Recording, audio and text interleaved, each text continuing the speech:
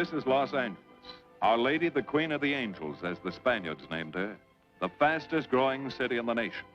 It's been called a bunch of suburbs in search of a city. And it's been called the glamour capital of the world. A mecca for tourists. A stopover for transients. A target for gangsters. A haven for those fleeing from winter. A home for the hard-working. It is a city holding the hopes and dreams of over 2 million people. It sprawls out horizontally over 452 square miles of valleys and upland, of foothills and beaches.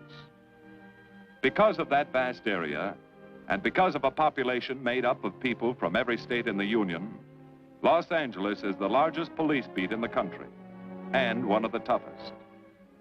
We're going to take you into the city hall where police headquarters are located. Here in communications are the ears and voice of the police. The lights on the complaint board flash 24 hours a day. Citizens reporting a prowler, a lost child, a man molesting a woman, an auto accident, a wild party. Spend an hour or two here and you will think the whole city has gone berserk. Minute by minute, the orders go out to the radio cars in the far-flung divisions. Watts and Wilshire and West Los Angeles. Hollywood and Hollenbeck Heights in North Hollywood. The work of the police, like that of woman, is never done. This is the case history of a killer, taken from the files of the Detective Division. The facts are told here as they happen. The story properly starts here in Hollywood Division headquarters at 1 o'clock of a June morning last year. Officer Robert Rawlins had finished his tour of duty and signed out. It had been a tough day. He'd be glad to get home. His wife would be waiting up for him as she always did.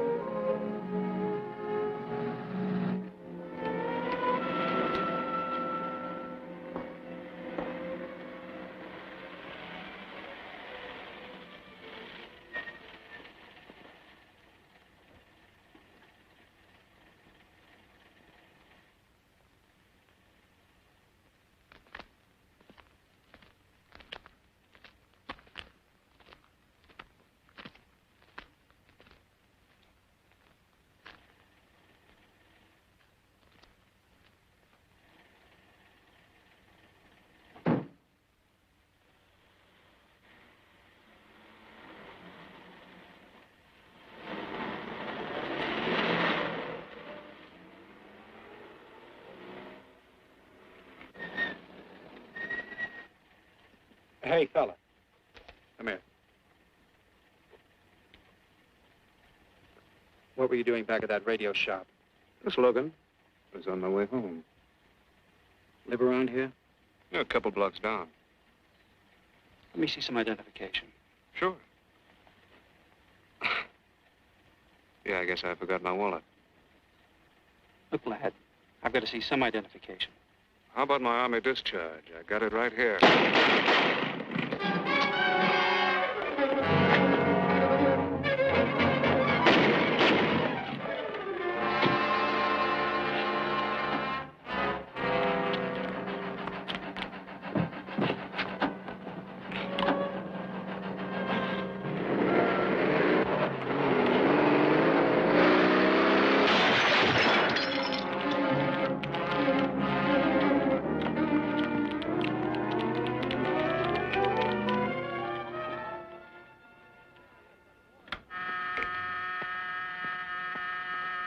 Police Department, Operator 27.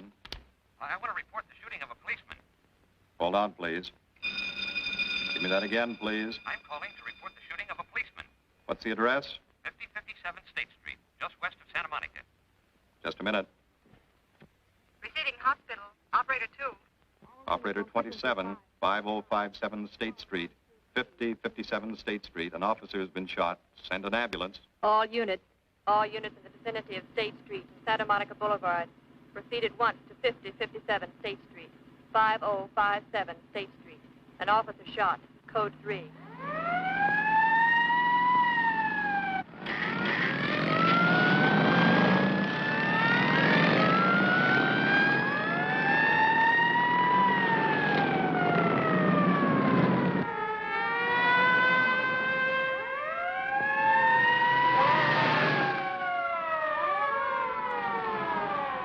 To Control 1.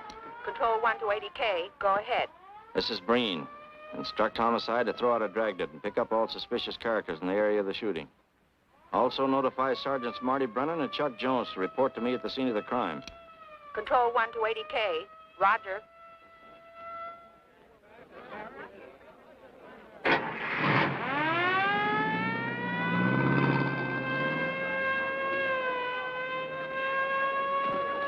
I see. Well, what have you got so far? Well, not much, Captain Breen. A couple of cartridge casings. Oh, Marty, Chuck. Hi, Cap. Eyewitnesses? Who was first on the scene, reported it? I was. I live here. I'm a light sleeper, but my hearing is good. And my cat... Did the officer say anything before he collapsed? Yeah, he gave All a description of the fella. On the shooting of the officer. Suspect is a white male American. Age 26 or 7. 5 feet 10 or 11. 155 to 165 pounds. Brown hair. Regular features. Pencil mustache. Repeat broadcast. All units. Is that about it? Yes, sir, exactly. And the officer kept saying, he looked like such a nice kid. He looked like such a nice kid. As if he couldn't believe what had happened to him. I see. Is that all? Yeah. Thank you very much. Yeah, well, anything else I can do, I'd be glad to help you. We may call you. Right. Get his name and address, will you, Bob? This door been checked, Lee? Yeah, it's okay, Captain. Find anything? Nothing but some smudges so far. Found this in the glove compartment. I think it's nitroglycerin. Doesn't look quite right. Well, check it down at the lab. Right.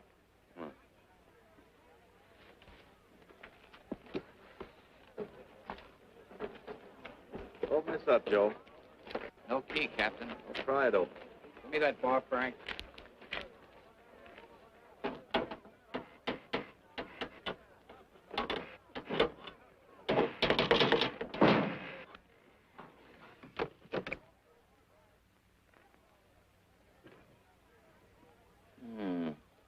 Regular arsenal.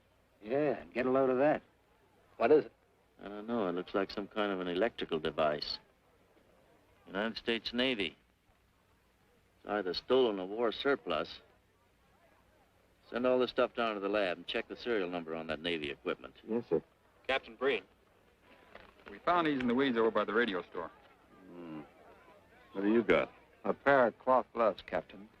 Well, he thought of everything, didn't he? All right, give them to one of the technicians. Yes, sir. Marty, you and Chuck come along with me. Let's go downtown and see what they picked up in the dragnet. Right.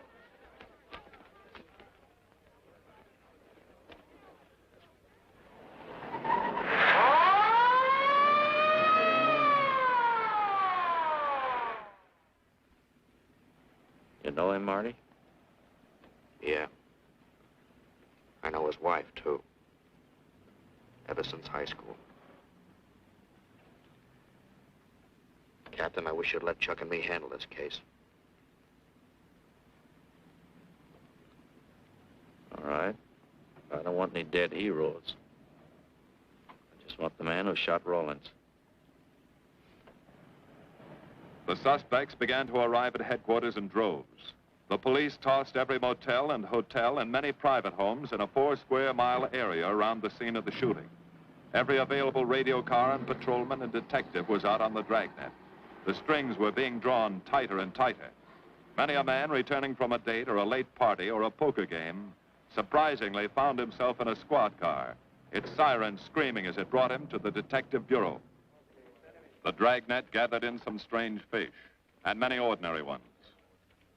All the rest of that night, the detectives probed, needled, questioned, quizzed. Everything was checked. Fingerprints, names, addresses, stories. Every fish in the net was examined. Most of them thrown back into the sea, not worth keeping. Except a few parole violators and slightly shady characters whose stories needed a lot of verifying. I wasn't prowling no cards. Just taking a walk, you know, getting in condition. You were running when the radio car picked you up. Yeah? Maybe that's why the guys call me Punchy. He's got a point there. 2 felony convictions, no warrant, no warrant. He's on parole. Book him, violation of parole. Let's have the next one, Joe. What were you doing in that vacant lot? The vacant lot. Lot? What were you doing in it at that time of night? Niệm của mình cũng to lo, ngồi ấy xì hữu nội là ngồi ấy 30 cái nền miêu lúc dưới lại của ngồi sinh thành nghe ngồi thành ca giờ ngồi từ lúc đầu giờ sang gì. You say your name is Ralph Henderson. So what? Well, you know, it's a funny thing, Ralph. There's a guy around this town that's been wearing your fingerprints. Only his name is Pete Hannon. Okay. So I'm dead. So what's one more confession in my life? Now you're talking, Hammond. Okay, Andy. Hello, Harry. What have we got here? Oh, some robbery suspects. Candidates for San Quentin. Handsome here is the big shot. He runs the outfit. Have a gander at his record. Car theft, escape from reform school, robbery, assault with a deadly weapon. Not bad. Look at the heater we found on him. German Luger, fully loaded. Redhead here tried to carve up one of the arresting officers with this pretty toy. Nice boys. By dawn, many minor wrongdoings had been uncovered, and a few incipient felonies. The checking of the suspects had been thorough, painstaking, and tedious. But all the work was for nothing. The man who had shot Officer Rollins was not among them. He remained no more than a description, a shadow of a man, mysterious, elusive, deadly, hidden away somewhere in the vast city. As for Rollins himself, he couldn't help. He was in a coma at receiving hospital. Mrs. Rollins waited out the long, tense hours while her husband fought to live. Many another officer's wife had so waited. Many another will. The word came shortly after sunup.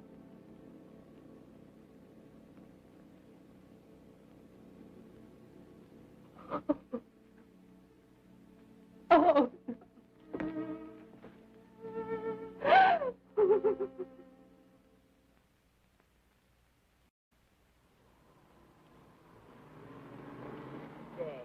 A white male American, 26 or 7, 5 feet 10 or 11, 155 to 165 pounds, brown hair, regular features, pencil mustache.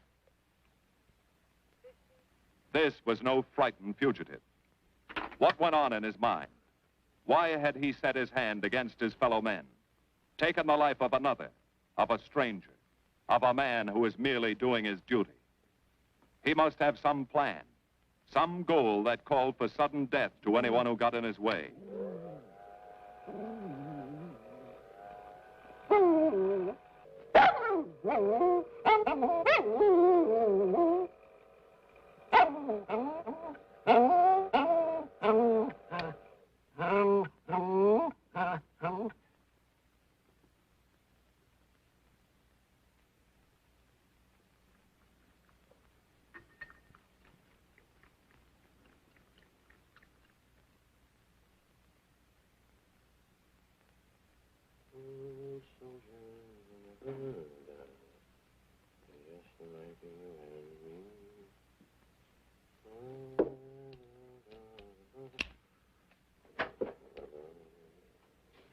Good morning, boys. Morning, Lee. Hi, Professor. Well, I thought this was safe cracker soup. You gonna drink it, I hope? I'm really a nice guy. Stick around. I'll prove it. Come over here.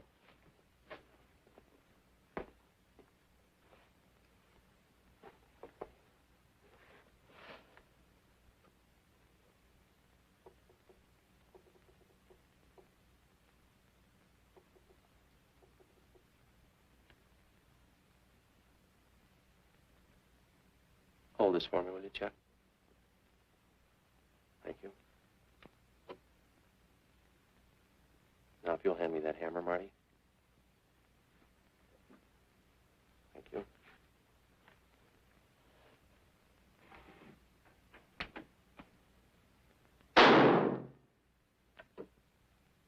Yeah. Nitroglycerin. I didn't ask for a collection of fingers, just fingerprints. All those nice fingerprints on the car belong to the man it was stolen from, Cap.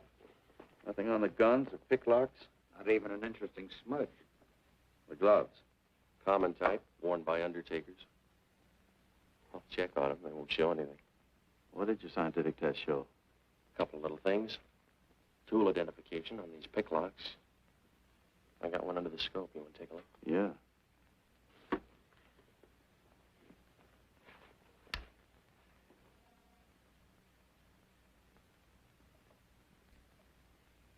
Take a look. I see. Well, it seems to tie the tool up with the lock. Now, if that microscope could only tell us who did it. I'm working on that. No, only an amateur would carry that liquid dynamite in a car. This boy's no amateur. Took the precaution of desensitizing it so it'll take normal shock. Took a lot of other precautions, too. No fingerprints, no identification, nothing definite. Except he's scientific. Knows electricity. Is inventive. Yeah. I'm happy on the trigger. This is Captain Breen. Get me Captain Stevens a burglary, will you? I hate to disappoint you, Lee, but I think you've come up with something. Hello, Steve. How are you? Did your daughter's marriage come off all right? Good. Look, Steve, on those burglaries of electrical equipment lately, were there any where picklocks were used to gain entry? Good. Well, let me know if there's another report of one, will you? I've got an idea the Rawlins killer may be tied in with those. Fine. And give my regards to the newlyweds, too. So long, Steve. Well, what are you waiting for? You've got a job, haven't you? Get going. Yeah, let's go, Junior. Hold this for me, will you, Lee? Thanks. And so, with no fingerprints and only a vague description to go by, Sergeant Brennan turned to the modus operandi file. A criminal, like any human being, has his own habit patterns, unconscious traits that can lead to his downfall.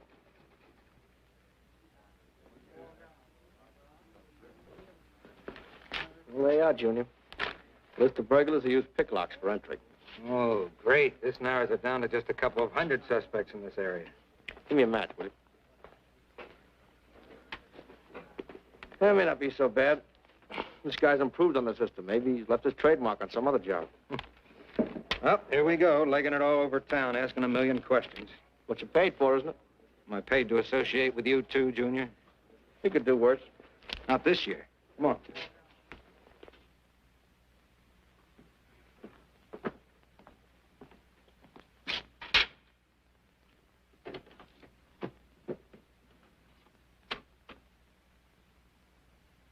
Car 12, car 12, in the 10,000 block on Mississippi. A 394-15 disturbance.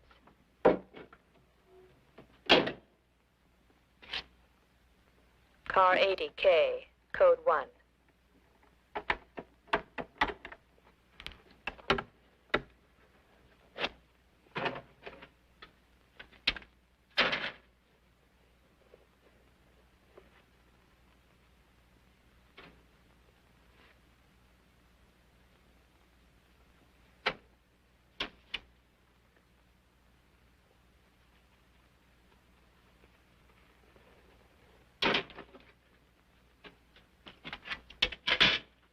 All units, on the broadcast of the suspect arrested in the shooting of Patrolman Rawlins. Cancel the cancellation. Suspect released from custody.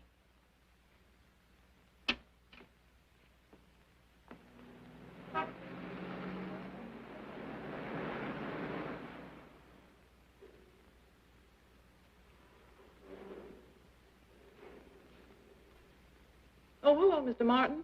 You find Mr. Reeves in the machine shop.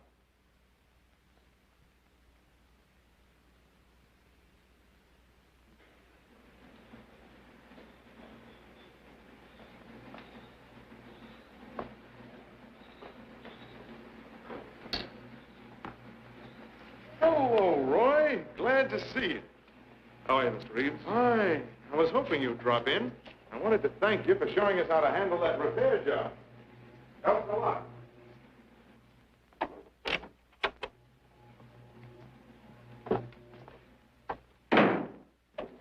Oh, what have we got this time?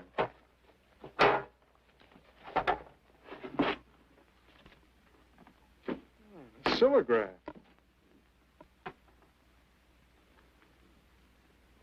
Well, there are plenty of these around, Roy. Not like this one. Yes, I see. I suppose, as usual, you've added your own improvements. You know, it seems wrong that a man of your talents should bother consigning equipment for rental. I'd like to see you devote yourself entirely to experimental electronics. It'll come one day. I'll have a place like this. Well, why wait? I've got a pretty good setup here. You'd have modern equipment to work with, a lab, and my confidence. Thanks, Mr. Reeves. I have other plans. But, Roy, you can't tell where it'll lead. Might even work your way around to a percentage of the business. I like it this way. You just rent out my equipment. All right. All right. But if you should change your mind, I'm not likely to change my mind. I suppose you want me to set this up for rental, too. Mr. Reeves, you've already got 5 pieces of my equipment. You'd like to know what results I've had from the rental so far, Well, I can't say as I blame you. I think you'll find this satisfactory. Satisfactory. Goodbye, Mr. Reeves. And you'll come back again soon, won't you? Sure. Oh, incidentally, how's that television projector coming along? The one you said would reflect a 12-foot image. Still working on it. I just wanted you to know I've already set up a rental on it. In fact, I think they'd like to buy. It'll come pretty high. Oh, money's no consideration with this customer.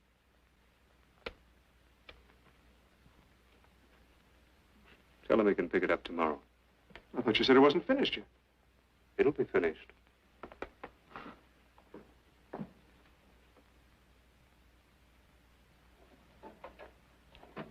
It uses an image fixer and then projects by ordinary incandescence.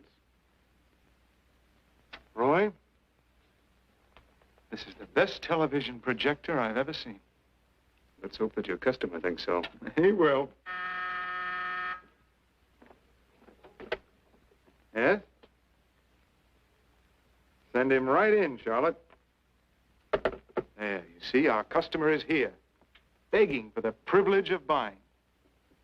Better be running along. I'm not much good at business. Oh, but Roy, he'll want to congratulate you. Just see that the price is right. All right, Roy. I'll get you a good deal. So long. See you.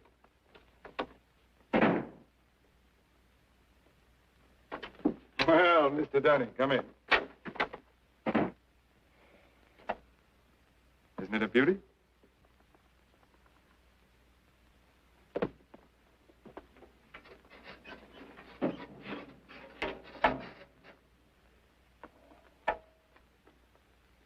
It's a beauty, all right. You like it? I certainly do like it.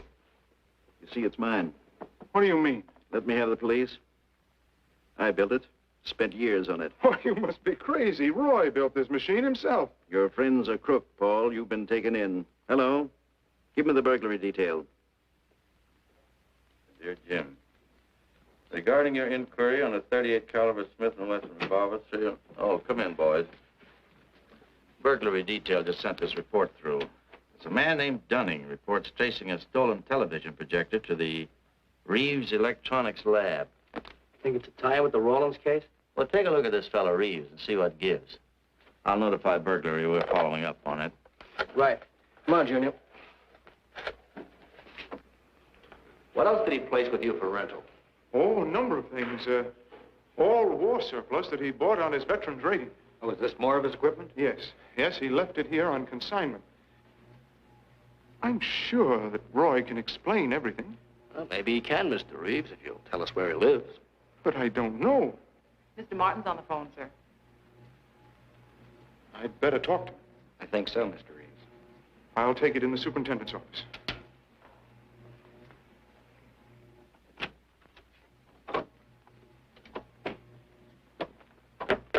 Tell him that you sold the set, and his money's waiting for him here. Find out what time he's coming by.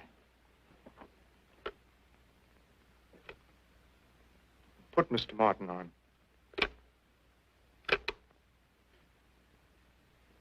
Hello, Roy? Yes, I've sold it. Your money is waiting here for you. Yes, I'll be working late tonight. What time will you be by? First thing in the morning. Well, maybe you better come in tonight, Roy. A couple of things I want cleared up. Like what? Oh, technical things. Besides, I don't like to leave the money in the plant overnight. How about 8:30? Fine. I'll see you then. I'll leave the front door unlocked.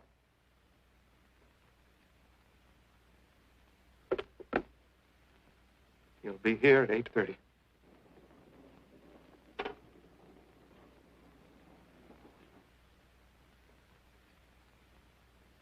Well, I'll just run along home and get some dinner. We'd like you to stay too, Mr. Reeves. Why? For company. You want to cooperate, don't you, Mr. Reeves? Certainly. Good. Now, you just wait in your office. We'll be around. Very well. This way, gentlemen.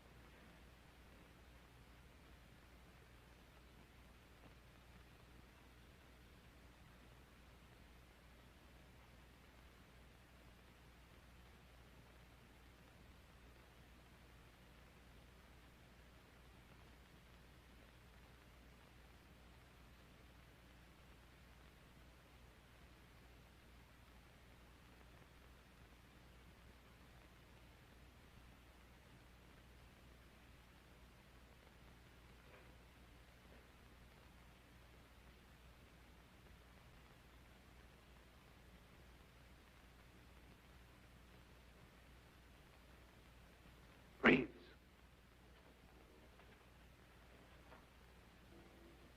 that you, Roy?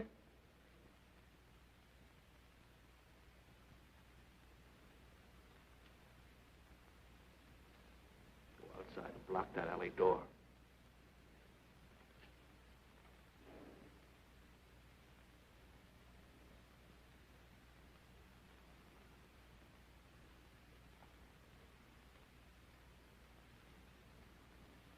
Where are you, Roy?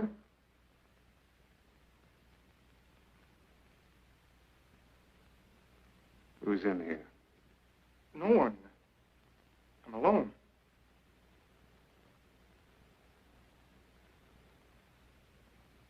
Come on in. I've got your money for you. Bring it out here. All right.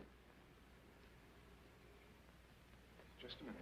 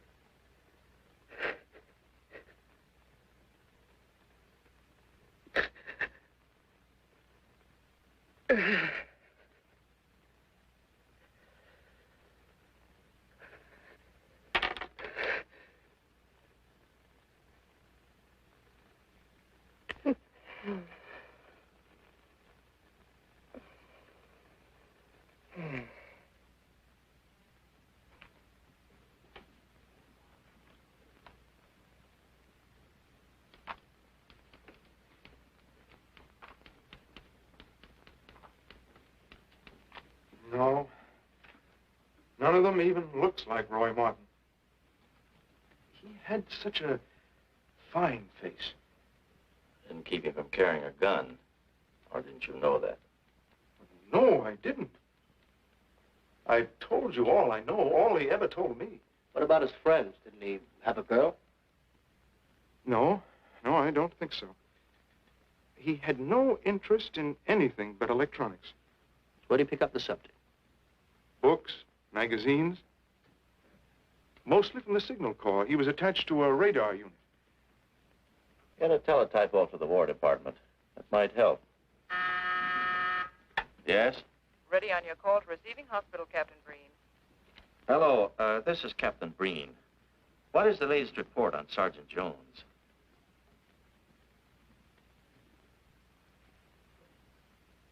I see. Well, let me know if there's any change, will you? Thanks. Chuck's in pretty bad shape, Marty. He's paralyzed. May never walk again.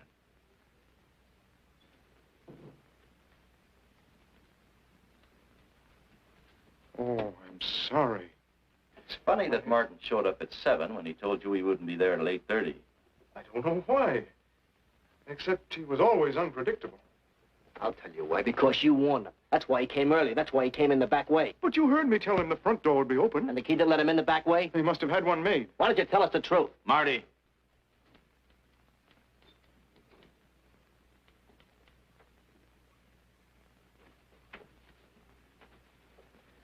Now, look, Paul.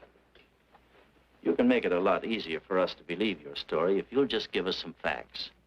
Something that might help us. I told you all I know.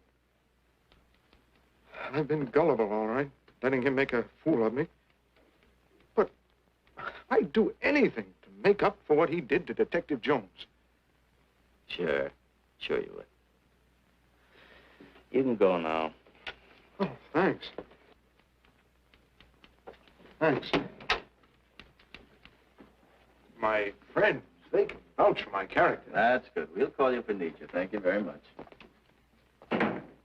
I think he's telling the truth, Marty. I think he's just gullible, like he said.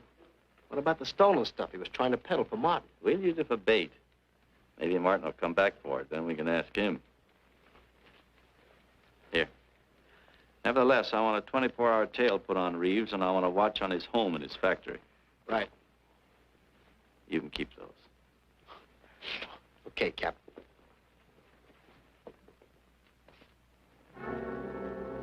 And now the killer changed his tactics, his modus operandi. It would baffle the police. They always expected burglars to remain burglars, not go in for stick-ups. They'd never tie this up with him. So wearing a variety of disguises, coming and going like a shadow, ready to kill if cornered, he struck the bottle stores in a one-man blitz that had the robbery detail dizzy.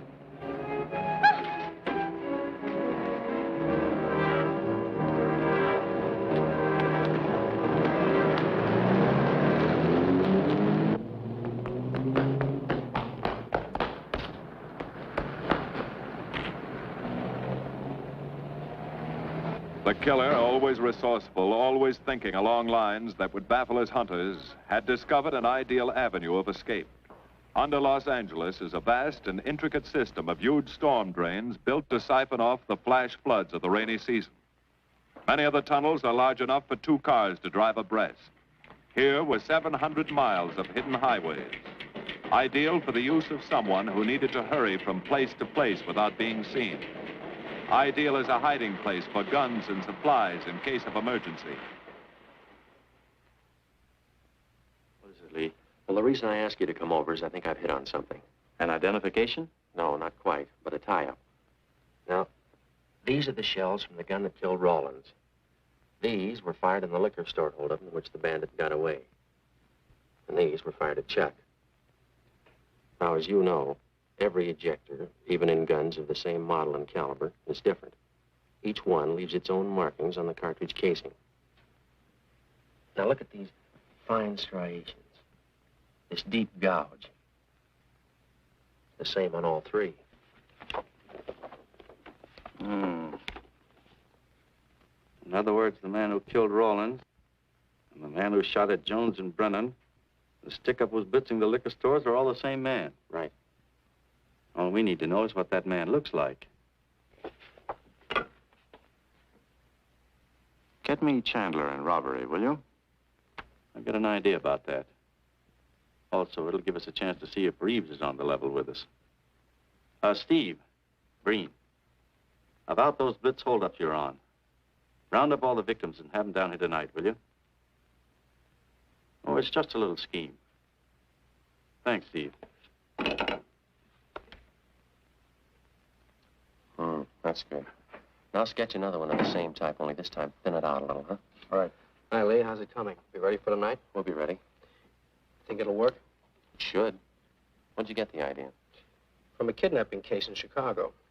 But I thought these slides might be an improvement over the method they used. Could be. Captain thinks so. Good evening, ladies and gentlemen. May I have your attention for a moment, please? You've all been asked to sit in on a little experiment tonight. We're going to try to build a picture of a face. A face of a man who's cunning, resourceful, and deadly. He's a man who killed a police officer. Now, some of you he held up at the point of a gun. You may have seen his face, remembered something about it. And we want you to tell us exactly what you remembered. Whether it's his hair, eyes, nose, or mouth.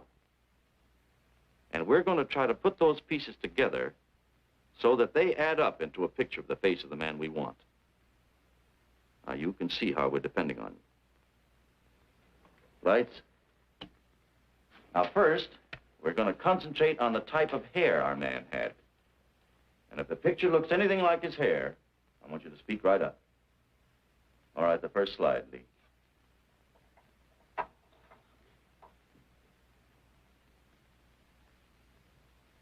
His hair had waves in it, well groomed. That's the idea, Miss Smith.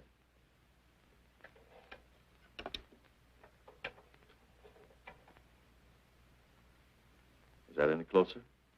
No, it was parted on the side.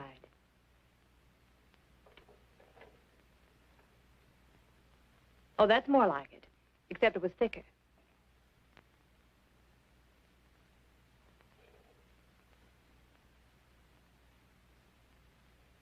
Oh, that's very close.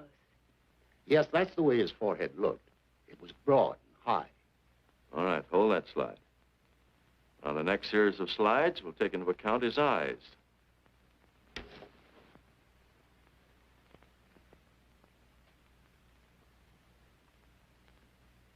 Oh, 1 minute, please. Wait, 1 minute.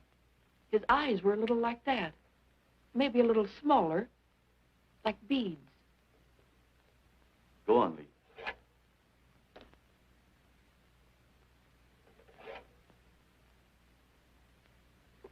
Now you've got it.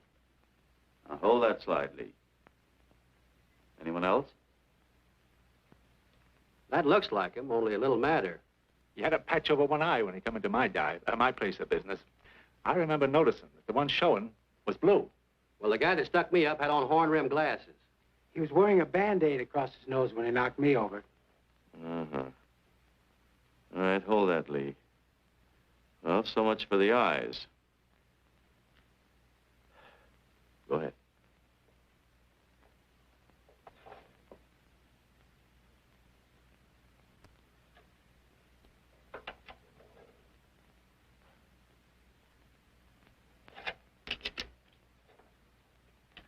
Señor Capitán. Yes, Miss Montalvo? Ay, ¿cómo se dice en inglés? A sus órdenes, señorita. Ah, qué bien. En este bandido, la nariz fue chata, como aquella, pero un poco más chata y más ancha. Like that, Captain, but more snub, wider. Try another one, Lee. Como aquella. Casi la misma. She says that's about it. Thank you very much, Miss Montalvo. Get Reeves. Any more comments? That's pretty close, all right. Pretty close. Perfect. All right, now we'll start on the mouth and chin. The next series, Lee. I think his lower lip stuck out more. The mouth was thin and mean, like it never laughed. Go ahead. Something like that, but thicker lips. There. That's it. That's him. All right, now hold that right there, Lee. Oh, come in, Mr. Reeves. Good evening, Captain. Did you ever see that face before? Why, it's Roy. Except for the hair being a little lighter and the eyebrows heavier, it's Roy. You're sure? I'm positive I'd know him anywhere. Lee, I want a retouched photograph. Now lighten the hair and give more body to the eyebrows. Right. Lights. That's all. Thank you very much. You've been a great help. It's positively amazing how you found out what he looks like. Well, we're looking for an amazing criminal, Mrs. Johnson. Thank you and good night. Good night, Captain. And so the face of the unknown killer, built up from fragments of evidence, was sent out all over the country. To chiefs of police, to sheriffs, to county constables and county jailers, to the wardens of prisons, to all postmasters and postal inspectors, to the agents of the Treasury Department, to the FBI. They showed that picture to the inmates of jails and prisons, to men with a wide acquaintance among the cat burglars and the violence boys. Informers and conmen and sharpshooters were quizzed, those on the fringe of crime and those deep in the rackets. Many wanted to help. Nobody could. No one in the underworld recognized that mysterious face. He was as unknown as if he had lived in the 16th century.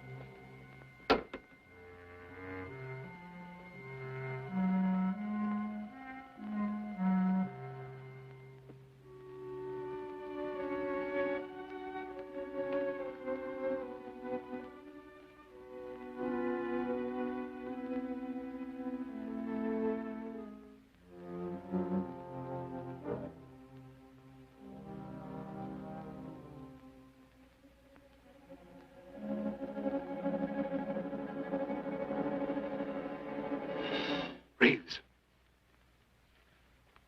Roy. Listen carefully, Reeves. Control yourself.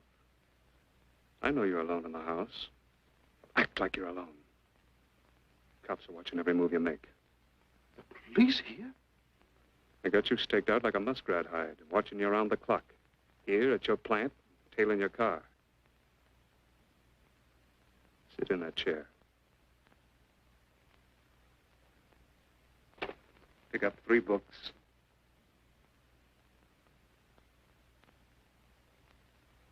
Don't look up and don't answer me. All right. But glance at the books.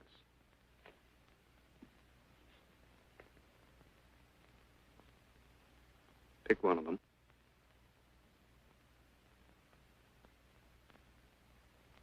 Okay. Now, that's the book you want to read before you go to bed. Now, get up and turn off the lamp.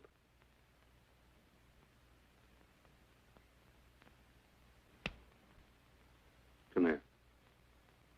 Come here.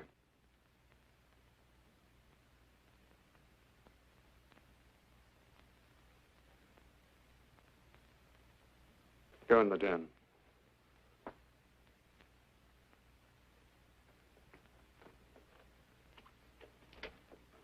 Pull those drapes tight.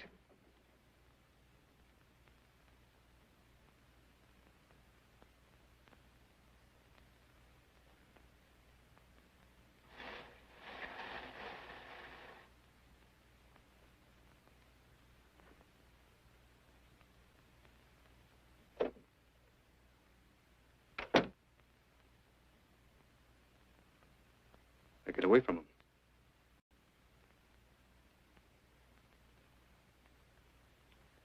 What do the cops know about me? Not very much, Roy. No fingerprints. They haven't even got a picture of you. They're trying to make one.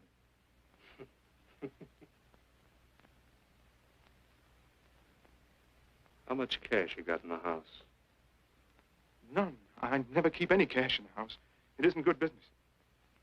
I suppose you think it was good business letting me walk into that trap. No, Roy, no. Don't do anything you'll regret. Now, listen to me. It isn't too late. Give yourself up. Come to your senses before you kill someone else.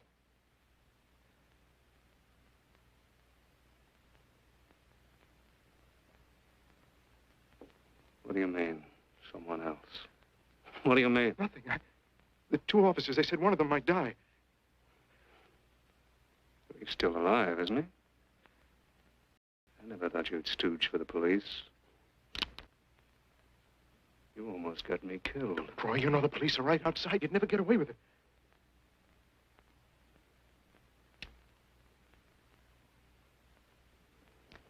That's right. Now you're being sensible.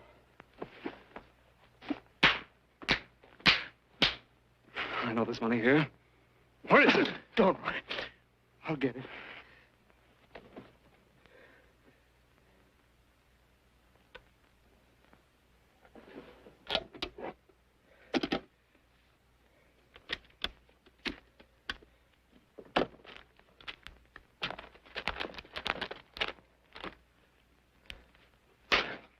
It's not enough.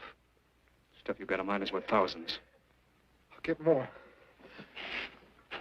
Get it. Keep it handy. I'll be back next week, next month. But get it and have it ready. Just give me time.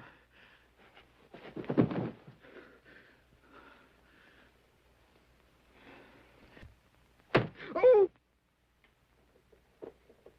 Look, I don't want policemen outside my house following me around.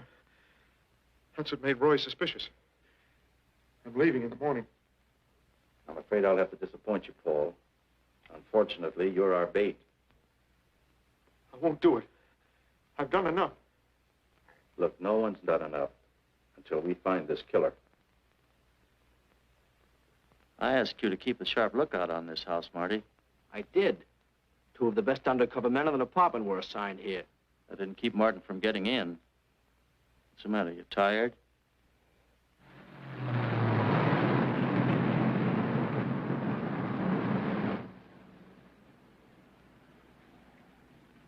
You got any idea how long you've been on this case, Marty? Months. Long enough to have come up with something by this time. You know any more about the Rawlins killer than you knew the first week? Yeah. He's about the toughest nut I've ever had to crack. That's what I told the chief when he called me in this afternoon, wanted to know why the case hadn't been broken. Look, Captain. Rawlins was a friend of mine. So's Chuck. I've got a bigger stake in this than the chief knows. I'm doing everything I can. Well, I'm afraid it's not enough, Marty. Maybe you're too close to it to see it clearly. Maybe it needs a fresh team, a new viewpoint. I think you better take a couple of weeks off, Marty. Starting tomorrow.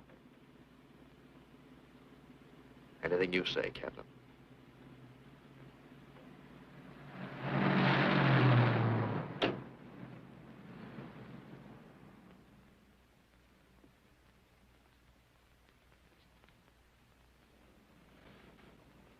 Hiya, Marty. Hi, Chuck. Meet Miss Scanlon, my new bodyguard. He's the one I've been telling you about. Oh, you mean the one with the steel trap brain? How do you do? Hello.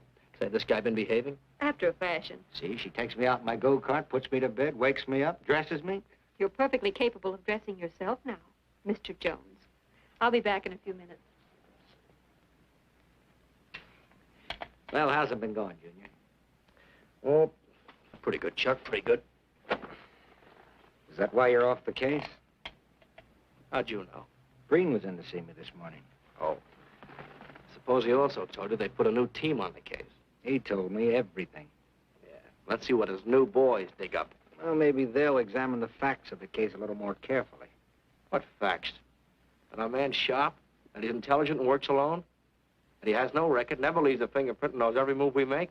Sure, plenty of facts, only they add up to nothing. Sure, forget it. You got yourself a 10-day vacation. Go on down to the beach, get a suntan. By the time you get back, the case will be broken. Isn't that what you want? You know better than that. All I know is what I hear. You sit there batting your gums about how the old man let you down. Maybe he's trying to wake you up. He's got a funny way of showing it. There you go, flying off the handle. Always taking things for granted. I wish I could get up and boot some sense into you. He knew what this case meant to me. He still does. That's why he's trying to get you mad enough to do something about it. You don't really figure that's his idea, do you? I know it is. Ah, it's a tough case, Chuck. Not an angle, nothing to go on. You'd know what I meant if you were out working with me. I have been working with you. That's all I've had to do lately, just sit around studying what little facts we have, trying to figure out who he might be. You know the kind of a guy we're up against, then. I tell you, Chuck, this guy's a genius the way he operates. As if he were right there with us every time he go out after a lead. Oh, sure. Breen's been tipping him off just to make you look bad. Yeah, almost like that. Boy, he beats us to the punch every time. There's your angle. You just hit it on the head, but you don't see it. Look, start adding. 1, he's unknown to the underworld. 2, he beats you to the punch, right? And 3, it's almost as if he were with you. Isn't that what you said? Yeah? Well, tie that up with a lot of other little things, like the fact that he uses a police gun and the accuracy of the shooting. Anybody could buy a police gun, and the Army could have taught him how to shoot. Yeah, but who taught him how the police operate? Oh, I know what you're driving at, Chuck. But a cop. Those things happen. Yeah. Now, if I were still in the case, I'd start with our own department first, then Santa Monica, Culver City, Burbank, Pasadena. See you later, Junior. Hey! Don't let him out of your sight, beautiful. It's the first time in years he's used his head.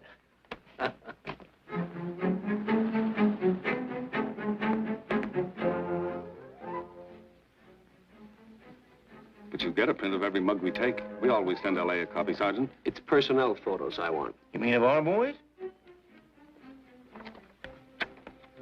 That's Rollins' killer, isn't it? That's right. You've checked your own department. We did that first.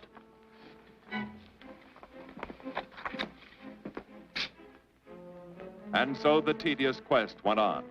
Sergeant Brennan wore out his shoes and his patience, going from police station to police station, checking photos until his eyes were blurry.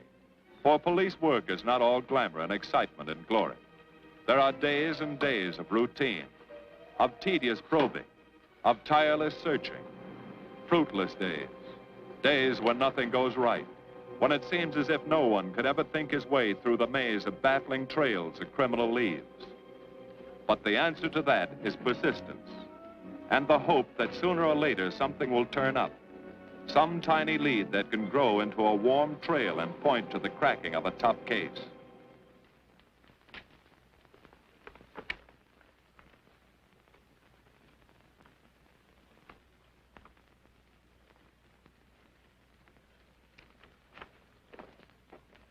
Well, that does it, boys. Can't say I'm sorry you didn't find him in here. I'd hate to think it was a cop. Doesn't seem to be anybody. Just a lot of pieces of a face that never existed. Do you mind if I see that again? Sure, frame it. Put it on your dresser. Wait a minute. He wasn't a cop. He was a radio technician right here in our dispatch office. What did you say? I'm saying he worked here in 42. Well, come on, give. I remember the kid well. He was sort of strange, never bothered with anyone in the department, just kept to himself. But he was in line for promotion when he was drafted. Where was he living at the time? I don't remember. Try the dead files. He never asked for his job back after the war. I remember writing to him about it, though. He was an excellent worker. Oh, yeah, here we are. Yeah, this is it. Took a while before he answered, but like he says in the letter, he wasn't interested.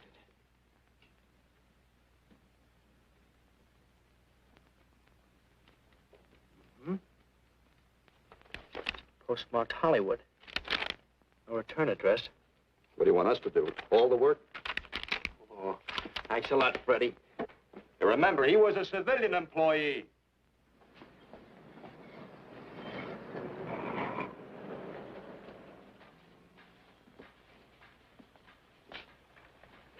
Well, how about it? Anybody recognize him? Not on my route. I never saw him before. Yeah, okay, fellas, thanks very much. I thought for a minute... No. And yet that face. I wonder. Yeah? Well, this may not mean anything, but he looks like a guy that's on my route. He never gets any mail, but I see him around there all the time. He lives in one of the courts. Where? Come on, I'll show you. It's not that easy. What time does your route take you past those courts? About 9 o'clock. Why? Just thinking.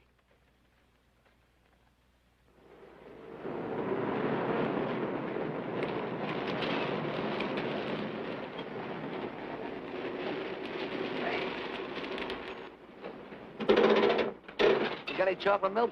Sure have, buddy. Yeah. Thanks. Which apartment? Straight on back. Second in the yell. Number 7. Right.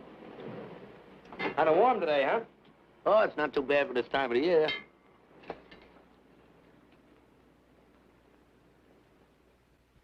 Good morning. Morning. You're new in the route, aren't you? We had substitute. What happened to the other fellow? Sick. Oh, what's the matter with him? I don't know. I catch everything. Hear about it on the radio, and next morning I got it. Too bad. You aren't very social. The regular fellow always stops and talks to you.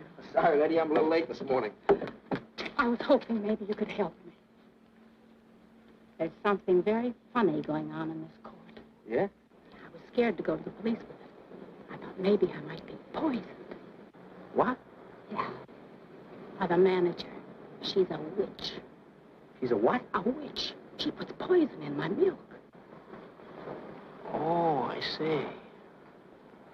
Look, you switch the bottles when she isn't looking, see? Drink her milk. Then you'll be safe, right?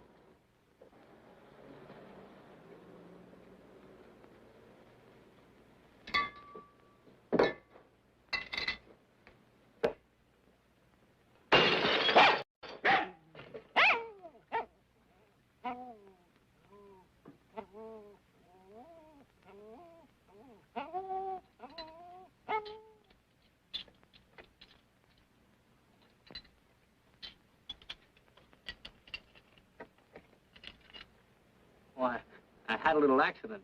Got a mop, I'll clean it up. Leave it be. I'll clean it up myself. Okay, mister.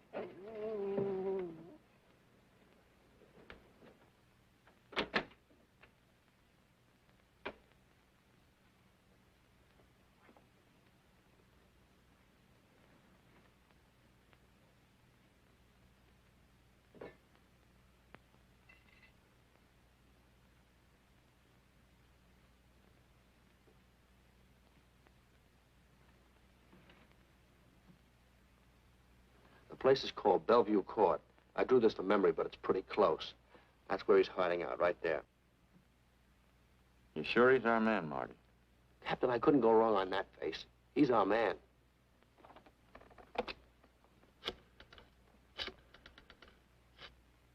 Now, there are 5 cottages in this area, and 2, number 6 and 7, in the L at the end of the row. Our man lives in number 7. This building department plan will show you the whole layout. It's bounded on 3 sides by Fuller, Santa Monica, and Poinsettia. Now, the court is partly surrounded by a high wall. Breen, homicide. Good. You keep your eyes open until we get there. Morgan has just gone into his bungalow alone. Any questions? All right, you all have your instructions. Let's go.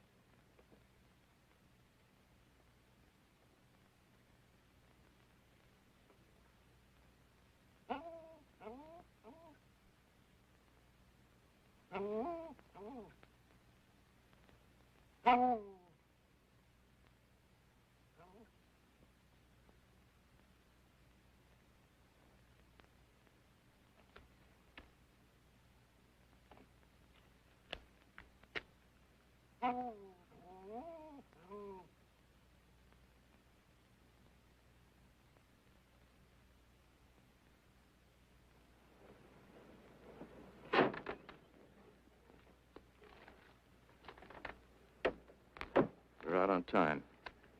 Wait 5 minutes. Go around and block the side entrance. Keep your lights off.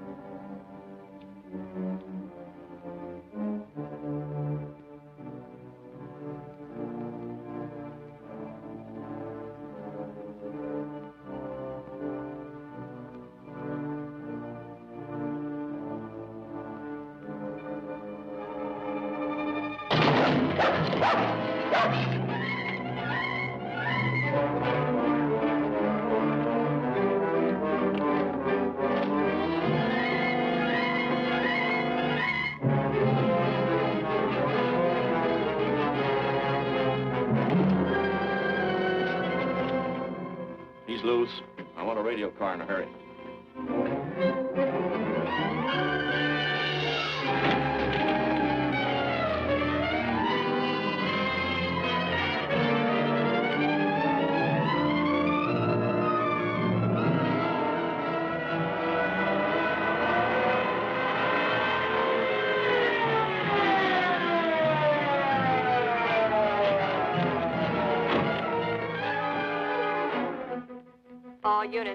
All units in the vicinity of Santa Monica and Fuller.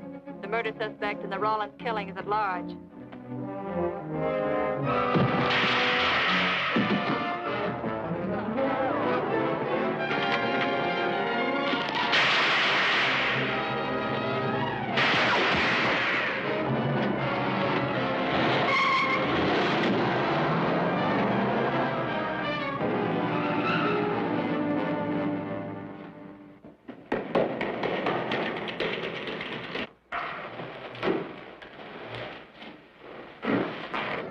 I want a map covering the storm drain system in this area. Get it and meet me at Venice and Garfield. Jones, Miller, you stay here in case he comes up for air. I want a man at every other drain entrance along this line. He's got to come up somewhere. Come on, Marty. You're driving.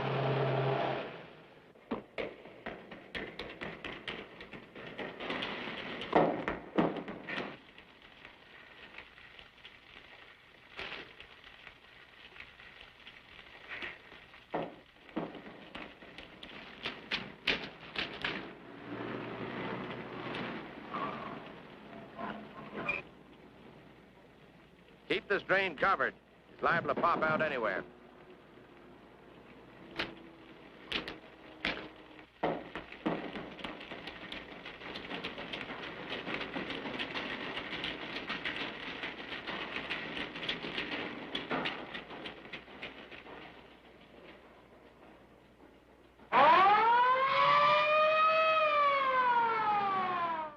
Why Venice and Garfield, Captain? It's the main intersection of the system. We can head him off that way. ADK to Control 1. Clear frequency 7. This is an emergency. Control 1 to all cars on frequency 7. Stand by. Control 1 to 80K. Go ahead. Notify homicide. Send the following to Venice and Garfield. 4 squads, battle lanterns, gas mask, tear gas. Urgent. This is a code 3. Control 1 to 80K. Roger.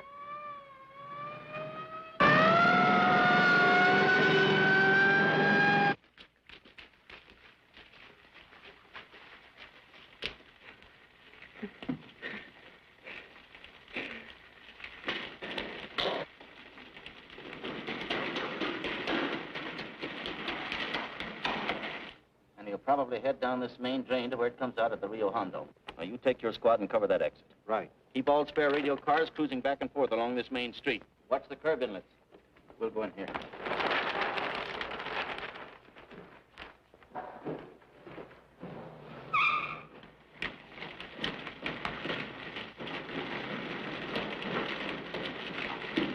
Any sign of him? No. And we've searched every foot between here and the Rio Hondo outlet. And he must be up ahead.